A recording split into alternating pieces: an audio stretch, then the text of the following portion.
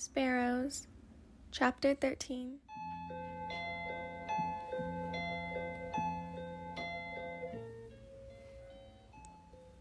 As I expected, Five said, tossing the room key onto the coffee table. There's only one bed. I was still fuming from the previous events, but I hadn't been able to get a chance to speak in the short time it took to get the room. I wasn't sure what to say, and I wasn't sure if I wanted to say anything at all. Brushing past him, I kicked off my shoes in annoyance. You've got to be kidding me. I didn't want to share a bed with that jerk, so unless he had something to justify the situation, he'd be sleeping on the floor.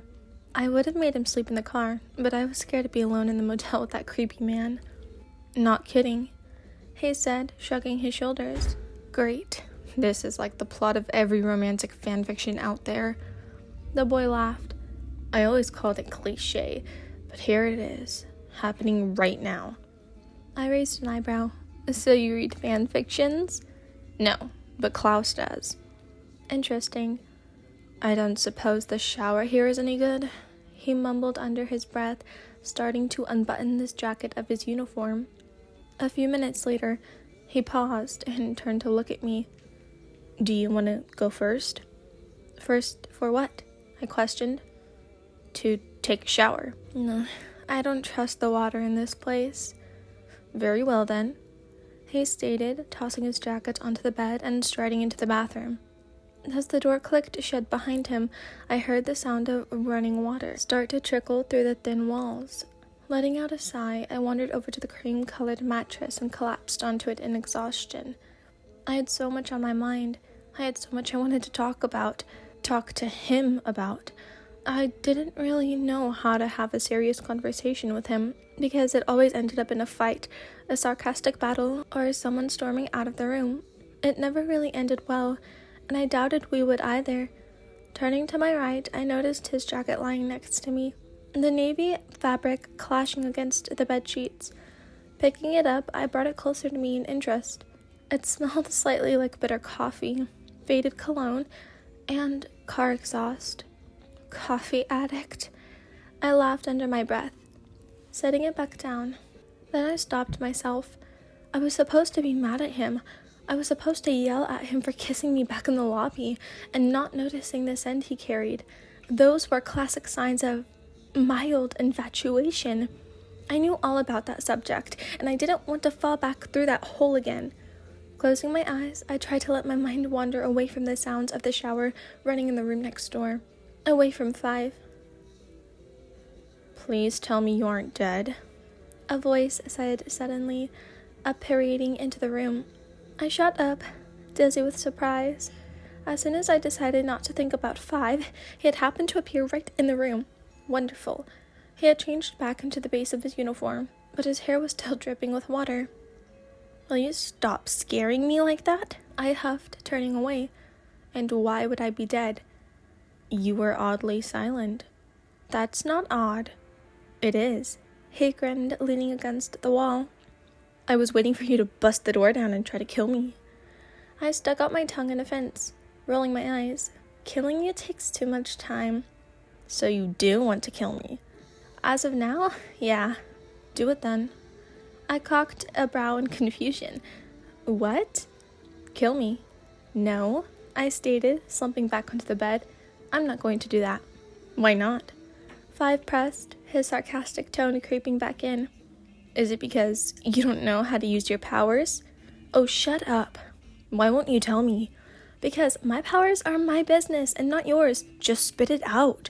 No, I said, narrowing my eyes. I'm not going to tell you, and I never will, because I have little to zero respect for you. Five looked taken aback when I said that, and uncrossed his arms. I didn't like it when he pressed me for answers, that's all. I felt like the only reason he brought me along was to figure out what I was hiding from him.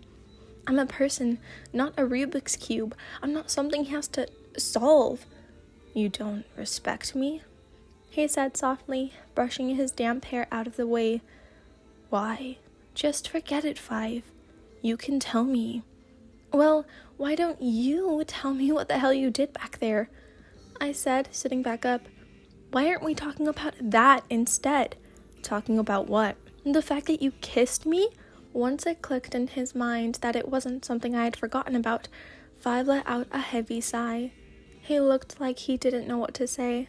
After a few moments of thinking, he finally mumbled something out. "It was the only way we could get this room," he explained poorly. "There's no other motel in a 50-mile radius, and neither of us want to sleep in the car." "But that was my first kiss," I hissed. "You jerk." "How am I a jerk?" "Because you didn't even ask for consent first. You just kissed me, and now you're making it seem like my first kiss meant nothing." "I thought you did consent," he said defensively. "You tapped my back twice." "What?" "I told you I tapped twice to ask if you were okay with something, and you tapped back twice. I thought you were okay with it." "I didn't know what you were doing." "I thought you did." "That doesn't justify you making my first kiss feel like nothing. How the hell am I making it like that?" "Just shut up, Five," I huffed, collapsing onto the pillow. "I'm going to sleep." Closing my eyes, I listened to the sound of the boy muttering curses under his breath. "Just so you know, I'm not being dramatic. For someone who was hidden away all their life, left with no one to talk to, it was horrible.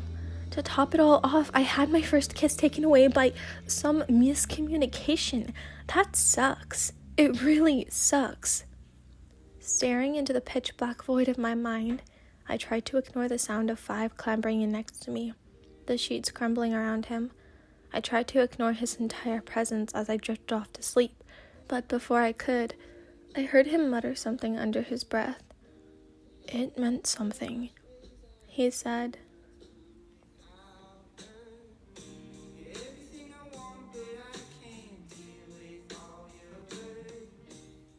You guys, do not bite my head off. I'm so sorry for not being here. I'm gonna try to freaking finish this story. I know. I'm so sorry for not being here. Yeah. So, this story is gonna be continued. I'm gonna try to, post, 2 to 3 times a day, every weekend. Obviously, I can't do that during the school. Oh, I wish I could, It'd be so much easier. But it's hella loud, and I can't really do that. Anyways, I'm so sorry for not being here. I apologize. It's been 3-4 months? Okay, anyways, I hope you enjoyed this video. I will see you guys tomorrow. I swear, I promise. Goodbye, everyone.